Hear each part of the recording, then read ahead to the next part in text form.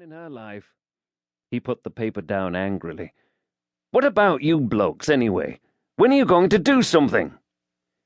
The voice of the public, worried, frightened, and looking for a scapegoat. Dwyer nipped his cigarette and slipped it back into the packet. We'll get him, Sam.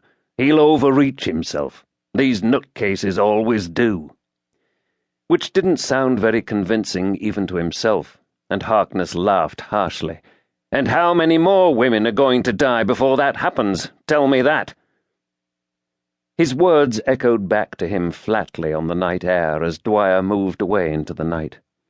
Harkness watched him go, listening to the footsteps fade, and then there was only the silence, and beyond the pool of light, the darkness seemed to move in towards him.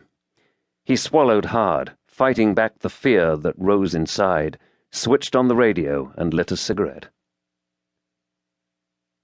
Joe Dwyer moved through the night at a measured pace, the only sound the echo of his own step between the tall Victorian terraces that pressed in on either side.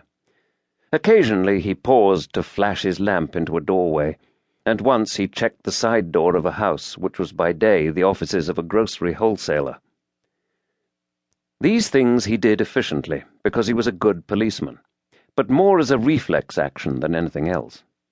He was cold, and the rain trickled down his neck, soaking into his shirt, and he still had 7 hours to go, but he was also feeling rather depressed, mainly because of Harkness. The man was frightened, of course, but who wasn't? The trouble was that people saw too much television. They were conditioned to expect their murders to be neatly solved in 52 minutes plus advertising time. He flashed his lamp into the entry called Dobb Court a few yards from the end of the street, hardly bothering to pause, then froze. The beam rested on a black leather boot, travelled across stockinged legs, skirt rucked up wantonly, and came to rest on the face of a young woman. The head was turned sideways at an awkward angle, in a puddle of water, eyes staring into eternity. And he wasn't afraid. That was the strange thing. He took a quick step forward, dropping to one knee, and touched her face gently with the back of his hand. It was still warm, which could only mean one thing on a night like this.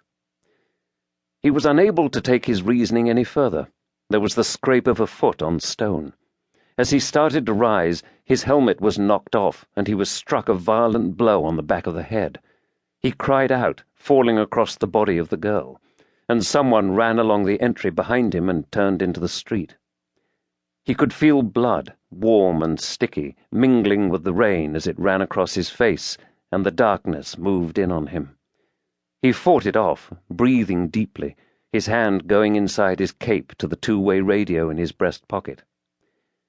Even after he had made contact and knew that help was on its way, he held on to consciousness with all his strength, only letting go at the precise moment that the first police car turned the corner at the end of the street. 1. It had started to rain in the late evening, lightly at first, but increasing to a heavy, drenching downpour as darkness fell.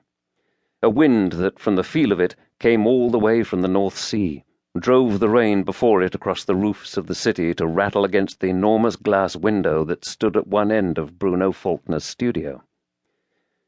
The studio was a great barn of a room which took up the entire top floor of a 5-story Victorian wool merchant's townhouse, now converted into flats. Inside, a fire burned in a strangely medieval fireplace, giving the only light, and on a dais against the window 4 great shapes, Faulkner's latest commission, loomed menacingly. There was a ring at the doorbell, and then another. After a while, an inner door beyond the fireplace opened, and Faulkner appeared in shirt and pants, a little dishevelled, for he had been sleeping. He switched on the light and paused by the fire for a moment, mouth widening in a yawn. He was a large, rather fleshy man of 30, whose face carried the habitually arrogant expression of the sort of creative artist who believes that he exists by a kind of divine right. As the bell sounded again, he frowned petulantly, moved to the door and opened it. All right, I can hear you." He smiled suddenly. "Oh, it's you, Jack." The elegant